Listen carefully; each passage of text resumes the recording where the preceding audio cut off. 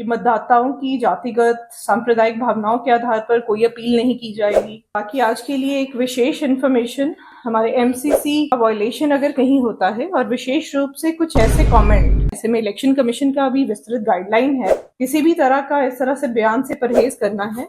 रांची से बड़ी खबर। झारखंड की अपर मुख्य निर्वाचन पदाधिकारी डॉक्टर नेहा अरोरा ने शनिवार को झारखंड विधानसभा चुनाव 2024 को लेकर प्रेस वार्ता में मीडिया को संबोधित किया। उन्होंने स्पष्ट रूप से कहा कि राजनीतिक दलों और प्रत्याशियों को चुनाव के दौरान किसी भी भावनाओं को आहत करने वाले बयान से बचना चाहिए, क्योंकि ऐसा बयान आचार संहिता का उल्लंघन माना जाएगा। ऐसे मामलों में प्राथमिकी दर्ज कर सख्त कार्रवाई की जाएगी।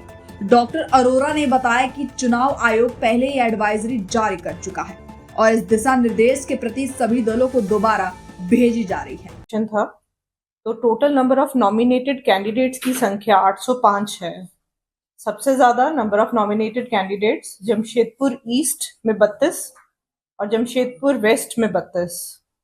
सबसे कम नॉमिनेटेड कैंडिडेट की संख्या सिमरिया में 11 और खूंटी में 11।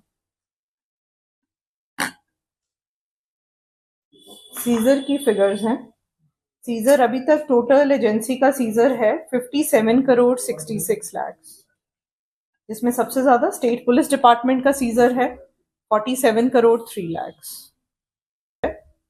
पोस्टल बैलेट में एब्सेंटी वोटर का कैटेगरी होता है, जिसमें 85 प्लस जो भी वोटर्स हैं या जिनका दिव्यांगता प्रतिशत 40% से ज्यादा है, तो उन्हें होम वोटिंग के लिए ऑप्शन दिया जाता है। फॉर्म 12D उन्हें दिया जाता है, जिसमें अगर होम वोटिंग के लिए इंटरेस्टेड है तो फॉर्म 12D भर के वो BLO को जमा करते हैं। तो अभी तक राज्य में कुल एब्सेंटी वोटर्स 4,495 आइडेंटिफाई किए गए हैं, है ना। इनमें फॉर्म 12D डिस्ट्रीब्यूट भी कर दिया गया है और जो पोलिंग टीम्स हैं उनकी ट्रेनिंग करवा के घर पे जाके मतदान सुनिश्चित करवाया जाएगा। पोस्टल बैलेट में हमारे जो एसेंशियल सर्विस में वोटर्स हैं वो भी एब्सेंटी वोटर्स की कैटेगरी में आते हैं। तो एसेंशियल सर्विसेज के लिए अभी तक 6,599 फॉर्म्स प्राप्त हो चुके हैं, जिन्हें पोस्टल बैलेट की सुविधा दी जाएगी।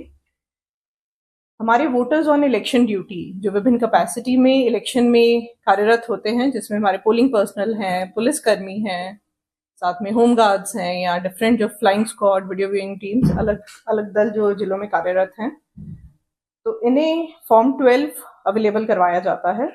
तो अभी तक कुल 1,33,720 फॉर्म 12 रिसीव हो चुका है इनसे। ये भी पोस्टल बैलेट के माध्यम से अपना वोट देंगे।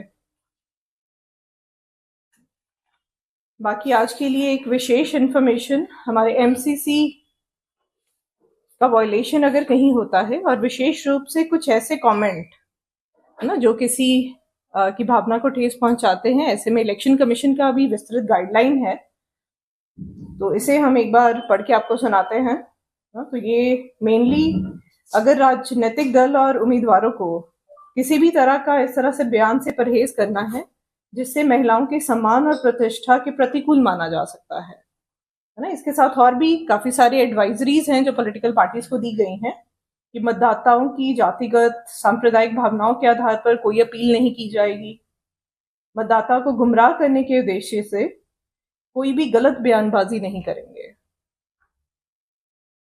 तो किसी अन्य नेताओं या कार्यकर्ताओं के निजी जीवन के पहलू से जो संबंधित हो उसके बारे में किसी तरह की आलोचना नहीं की जाएगी।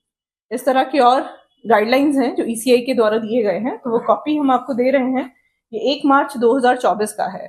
तो ये एडवाइजरी यहाँ CO ऑफिस के द्वारा भी सभी पॉलिटिकल पार्टीज और जो नॉमिनेटेड कैंडिडेट्स हैं उन्हें अवेलेबल करवाया जाएगा, ताकि वो भी सब इसके बारे में जानकारी रखें, क्योंकि कुछ भी इसका उल्लंघन होता है तो MCC वायलेशन का मामला बनेगा और उनके विरुद्ध कार्रवाई की जाएगी। तो इस पे कमीशन बहुत स्ट्रिक्ट है, इसका पूरा कंप्लायंस किया जाना चाहिए। तो ECI का लेटर हम आपसे शेयर कर रहे हैं आपके ग्रुप्स पे, और यहाँ की एडवाइजरी की कॉपी भी आपको कल तक